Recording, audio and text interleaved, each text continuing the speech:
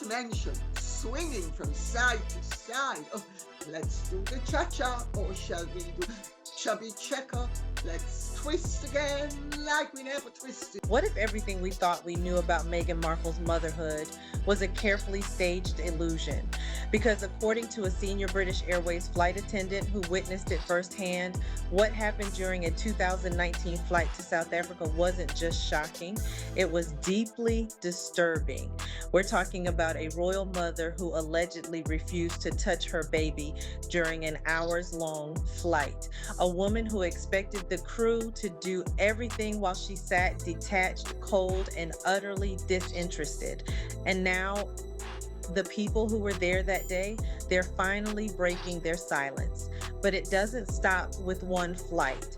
From explosive allegations by palace insiders to Meghan's own family questioning whether she even gave birth at all, this story peels back the carefully crafted image and reveals something far darker. Is Meghan Markle hiding a secret that could shake the royal family to its core? Let's break it all down. It was supposed to be a routine royal tour. Prince Harry, Meghan Markle, and their infant son Archie boarding a British Airways flight to South Africa in September 2019. But what happened at 30,000 feet didn't just raise eyebrows. It horrified the flight crew. One senior flight attendant, a veteran of international routes, was so disturbed by what she witnessed that she approached journalist Dan Wooten completely unprompted during a separate flight just to share her story, not for clout, not for attention, but because what she saw that day still haunted her. According to her, Meghan never once picked up, comforted, or even looked at baby Archie. Not once. Let that sink in. An hours-long transatlantic flight, and the mother of a 4-month-old allegedly didn't so much as glance at her son. Whenever Archie cried, fussed, or needed anything, Meghan simply ignored him, expecting the nannies and flight attendants to handle it all. And this wasn't exhaustion. This wasn't a new mom catching her breath.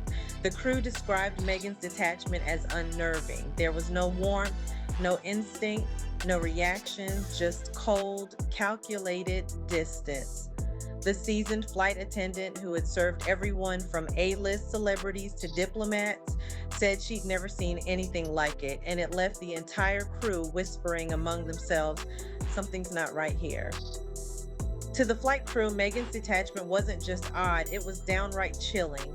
This wasn't a case of a tired mother passing the baby off to a nanny for a nap. According to the attendant, there was no affection, no eye contact, not even the slightest acknowledgement that Archie was her child. It was as if the baby was someone else's responsibility entirely. Crew members noticed a complete emotional disconnect between Meghan and the child she was supposed to be caring for. When Archie cried, she didn't flinch. When he needed soothing, she didn't move. Every instinct most mothers display, especially with a newborn, was seemingly absent. The staff, many of whom were parents themselves, couldn't shake the feeling that something was off. In their words, this wasn't fatigue, this wasn't stress, this was a total lack of maternal instinct. One crew member reportedly said there was no bond, none. It felt like we were watching a stranger ignore a stranger's baby. And this wasn't the only time Meghan's behavior raised alarm bells. What the crew witnessed on that 2019 flight might have been shocking, but for those who had crossed paths with Meghan Markle before her royal days, it wasn't surprising at all. According to Dan Wooten's investigation, Meghan's reputation among airline staff didn't start with British Airways. It started years earlier. Multiple American Airlines employees who served her regularly during her Suits filming days revealed that Meghan was already known as one of the most difficult celebrities in the skies. They didn't mince words. She was described as rude, entitled, demanding, and cold. One flight attendant flatly stated she was the worst. Absolutely the worst celebrity we ever had to deal with. And the pattern, crystal clear. Meghan allegedly demanded free upgrades to first class, despite flying on economy tickets. She snapped at crew, ignored protocol, and treated airline workers like background props in her personal show. This wasn't a one-off diva moment. This was consistent, flight after flight, airline after airline, which raises the question, was the royal title just a new stage for an old performance? One of the most disturbing details from the British Airways crew had nothing to do with Meghan's treatment of her child or the staff. It was how quickly her entire demeanor would change, depending on whether Prince Harry was watching. Flight attendants described a bizarre transformation.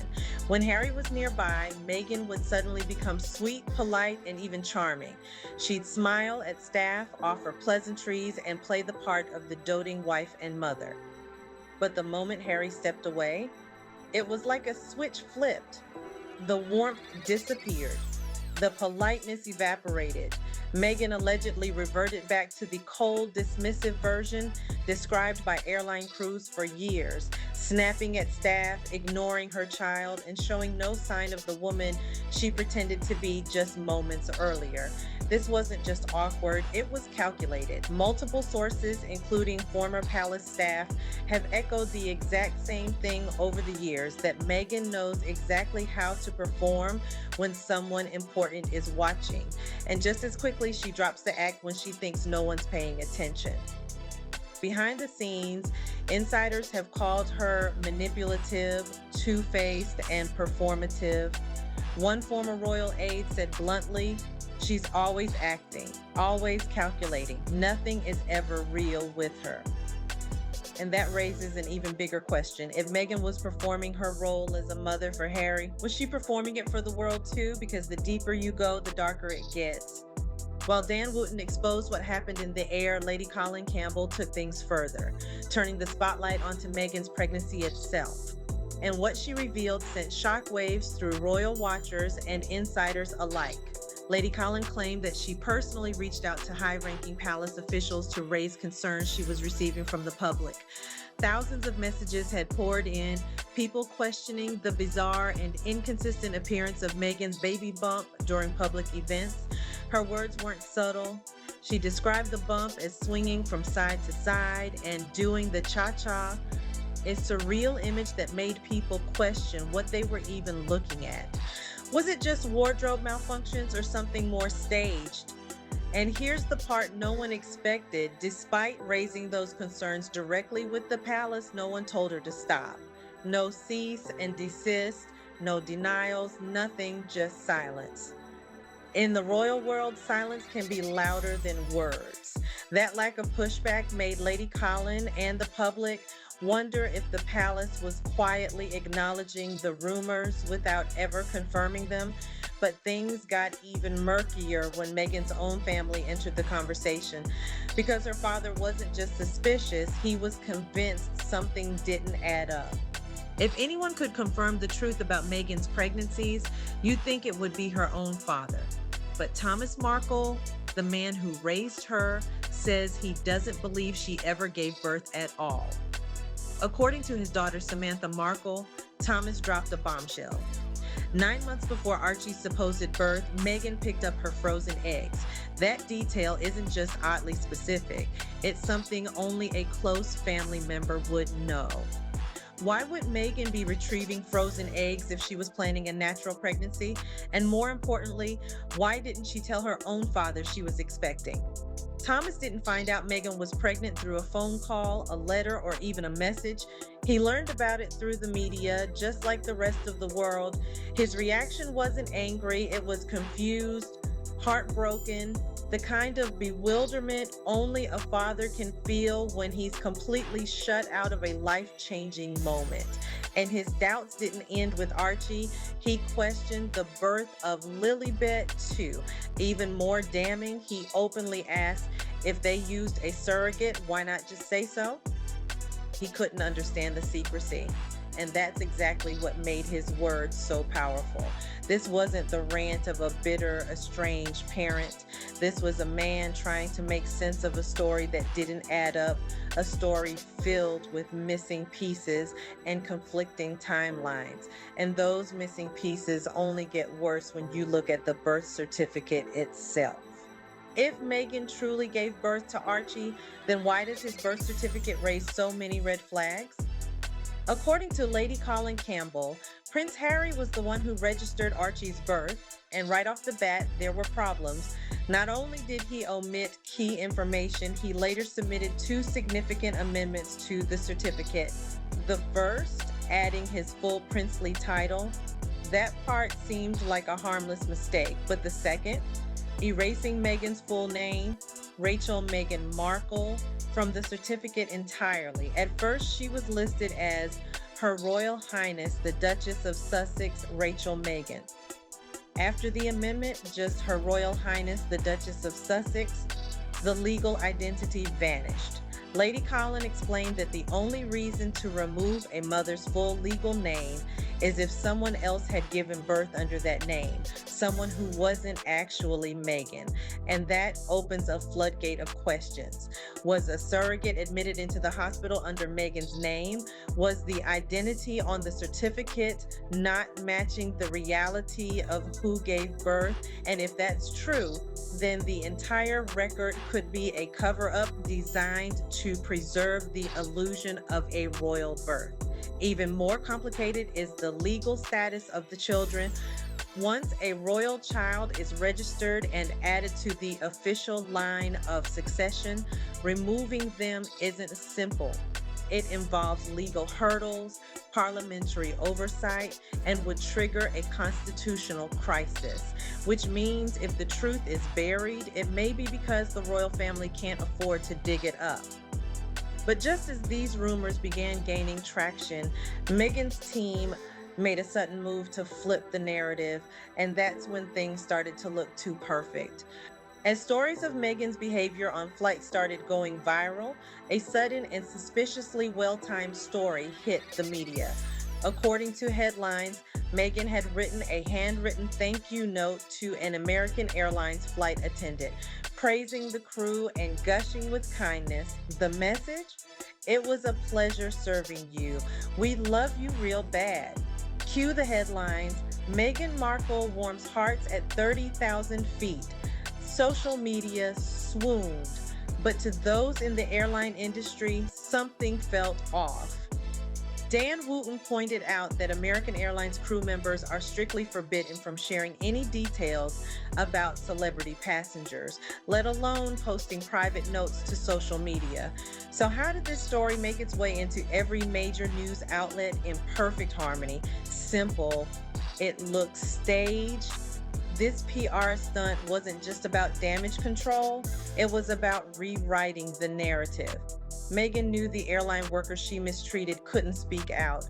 Confidentiality clauses bind them legally, so she filled the silence with a fake fairy tale, one she could control. She turned their forced silence into a weapon, using them as unwilling props to manufacture her own redemption arc. The woman once accused of diva tantrums and cruelty suddenly became the Duchess who writes notes.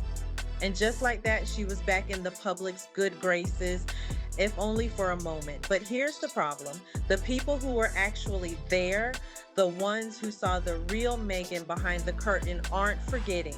And once you look at how she treats her own children behind the scenes, that curated image starts to collapse completely. To the public, Meghan Markle is the picture-perfect modern mother, warm, protective, relatable. But to those who've seen her when the cameras aren't rolling, motherhood isn't a reality, it's a performance. Sources close to the Sussexes say Meghan only appears with Archie and Lilibet when it benefits her public image. The photos, always perfectly lit, the timing always tied to major headlines. She holds the kids just long enough to get the shot, then passes them back to the nannies like costume props. The disturbing part isn't just the stagecraft, it's how she weaponizes the children for sympathy. When she's under fire, she suddenly becomes the fiercely private mother shielding her family, but the moment she needs good press, out come the kids, a cozy photo here, a choreographed poppy stroll there. Then when the narrative doesn't go her way, Cue the complaints about media intrusion. This isn't motherhood, it's marketing. A campaign of curated optics designed to portray her as the caring, misunderstood mom just trying to protect her kids from the harsh world. But behind the smiles, witnesses say Meghan shows no real connection to those children. One former staffer put it bluntly: she doesn't want to raise those kids. She wants to pose with them. It's a harsh accusation, but one that lines up with everything insiders have shared. The emotional detachment, the inconsistencies, the polished image that falls apart the second the spotlight fades. And now, with stories leaking from all directions, crew members, palace insiders, even her own family, the walls around that carefully managed image are starting to crumble. For years, Meghan Markle has built a brand on polished interviews, curated images, and emotional narratives. But behind the scenes, a very different story has been unfolding. From flight attendants haunted by what they saw in the skies, to palace insiders who noticed the cold calculations behind closed doors, from Lady Collins' royal investigations to Thomas Markle's unsettling family truths. These aren't isolated rumors. They're overlapping puzzle pieces, painting a picture the public was never meant to see. And the most damning revelations aren't coming from tabloids or conspiracy theorists. They're coming from her own blood, from royal documents, and from witnesses who risked everything to speak out. As more people break their silence, one thing becomes crystal clear. This isn't just about Meghan, it's about trust, authenticity, and whether the royal family, an institution built on tradition and transparency, has been quietly complicit in a performance of epic proportions. Because if the children in the line of succession weren't born the way the public was told, if Meghan's public persona is just a carefully crafted mask, then what does that say about the legacy of the House of Windsor? The silence from the palace can only hold for so long, because the truth, it always finds a way out.